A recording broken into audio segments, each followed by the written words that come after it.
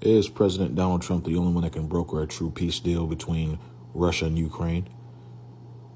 Marco Rubio weighs in on Fox News. Let's take a listen. Don't forget to like, share, and subscribe. Look, I don't want to get into a tit-for-tat with the Europeans on this. I think they can play a very constructive role here in helping us get to that point. But and the president has kept them in the loop. You know, the first call the president made as soon as the meeting with Putin was over was to the Secretary General of NATO, Mark Rutte, who will be there tomorrow as well. We've been in touch with them over and over again with regards to this process. So I think the president's done an incredible job here of trying to bring the sides together. There's a lot of work that still remains. You know, you don't have a deal, as the president says, until you have a deal. This is not an easy deal. This is not a war that began under President Trump. It's not, as you saw acknowledged at the press conference there in Alaska, it's actually a war that would not have happened had President Trump been in the White House. He inherits a 3-year-old war, and now he's trying to untangle it. And because if this falls apart, this thing's going to get far worse and go on much longer. You have thousands and thousands of more people are going to die and be injured as a result of this.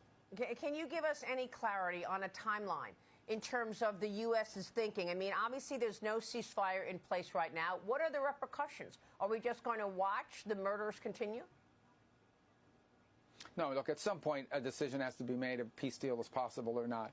If at some point it becomes clear that both sides are so far apart and so dug in that we're just not near a peace deal, then the president will have a decision to make about how much more time do we invest in it and what actions does he take then. But I want everyone to understand, if this morning the president woke up and said, I'm putting these terrible, strong sanctions on Russia, that's fine. It may make people feel good for a couple hours, but here's what you're basically saying. You're saying talks are over.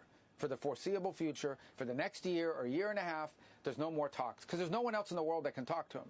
Okay, Putin's not going to meet with Macron. He's not going to meet with the UK. With all due respect to these leaders, none of these leaders are going to be able to bring him to the table and talk to them. There's only one leader in the world that has any chance of bringing these two sides together. If there is a chance, there's only one leader in the world that can do it, and that's President Trump. And you forfeit that role the minute you put additional sanctions on him. We may get to that point, unfortunately, but if we do, it means that peace talks are no longer possible, and that would be very unfortunate.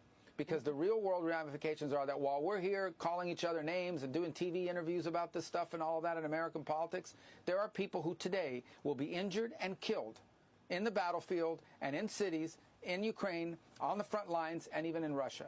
Even as we speak, people that have nothing to do with this war are suffering as a result of it. And I think we are very fortunate and blessed and should be thankful to have a president that has made peace and the achievement of peace a priority of his administration. We've seen it in Cambodia and Thailand. We've seen it in India, Pakistan. We've seen it in Rwanda and the DRC. And we're going to continue to pursue any opportunities we can find to bring about peace in the world. Understood. What are you expecting to present to Zelensky tomorrow?